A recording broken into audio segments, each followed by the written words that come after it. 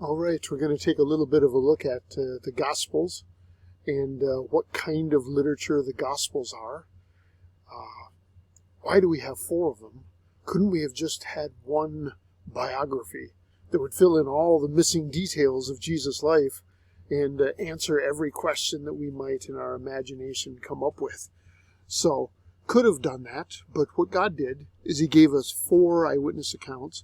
Each of them have a different design, a different purpose to them, and that's what we want to talk about in this video.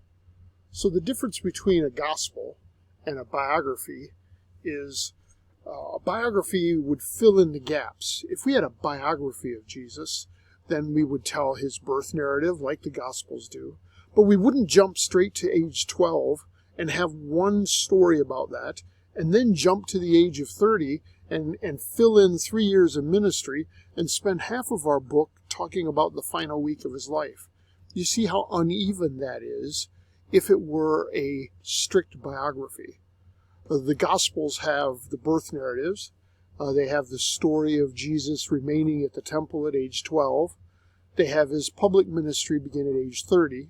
They spend a lot of time on the Passover week.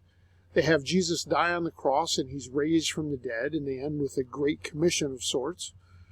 But you can see there's stuff that's missing that a biography would normally fill in. In other words, the Gospels give us this information because they want to make a particular point. So let's talk a little bit about the Gospels and what their purpose is. For Luke and John, their purpose is explicit. What I mean by that is they tell you why they're writing. For Matthew and Mark, we're not told exactly why they're writing, but we can tell from the text and the things that they include and the things that they do with their text, we can begin to understand their reasons by deducing that purpose from what they have written. So let's look at the explicit ones first. John tells us straight up what his purpose is in John chapter 20, verses 30 and 31.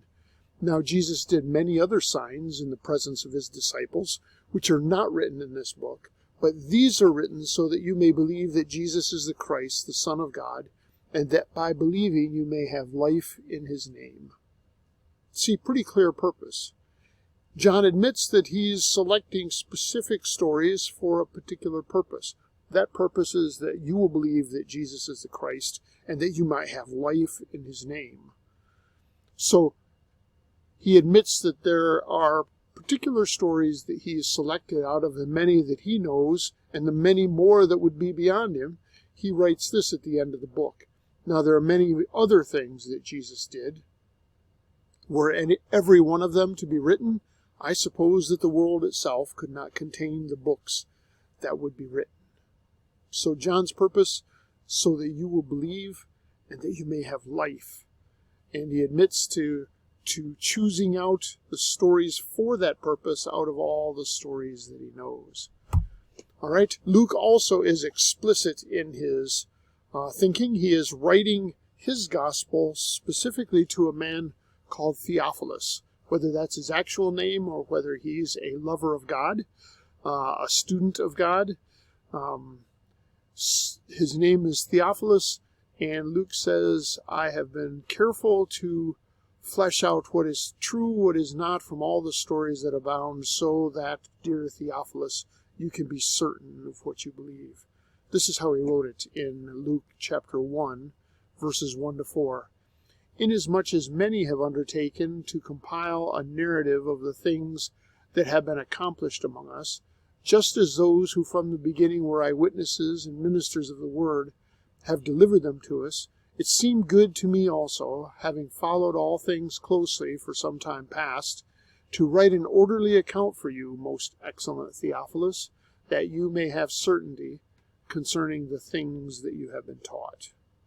So there is Luke's purpose, and of course he's going for a wider audience, but specifically his purpose starts with Theophilus and the desire to make certain of the things that people have been taught, so that they might surely believe and be convinced.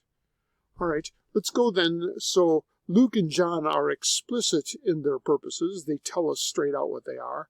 From Matthew and Mark, we have to sort of deduce from the content, the things that they write, why they're writing.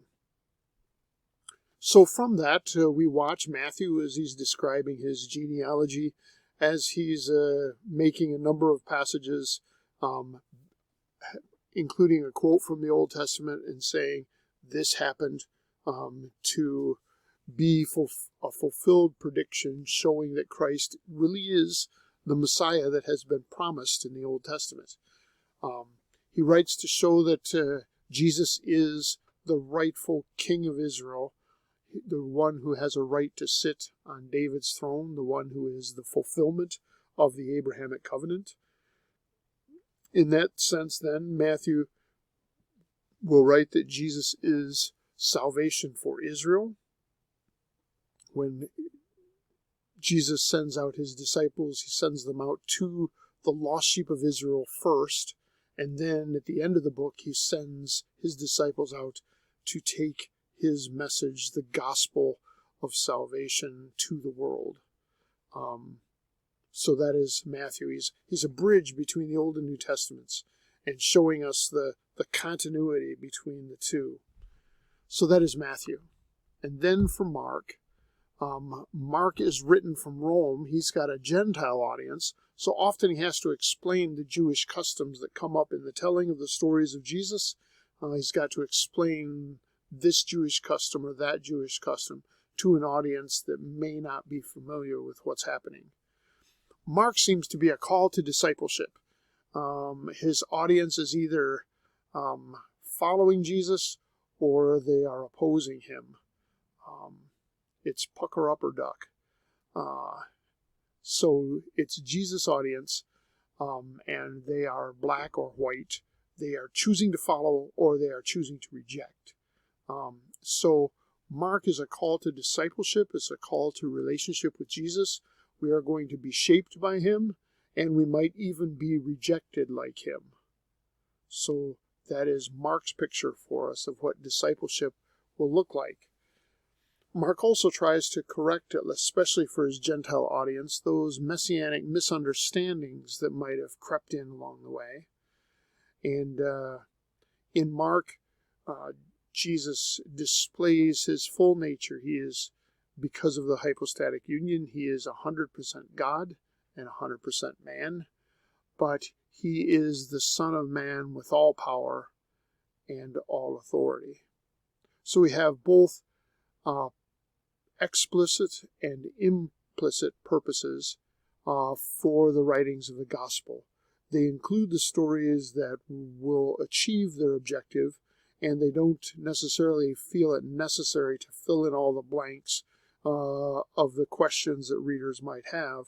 They're going to follow that set purpose, and that's why we get to the documents that we do. Thanks for hanging out.